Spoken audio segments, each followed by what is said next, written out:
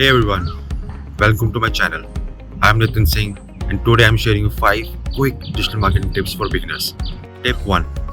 Understand your audience and choose the right platform to engage with them. Whether it's Instagram, TikTok, LinkedIn, pick what suits your better audience. Tip number 2. Keep your brand consistent across your all platforms. Your logo, your color scheme, and messaging. Tip number 3. Content is a king. Provide value with every post, whether it's a blog, video, or a social media updates.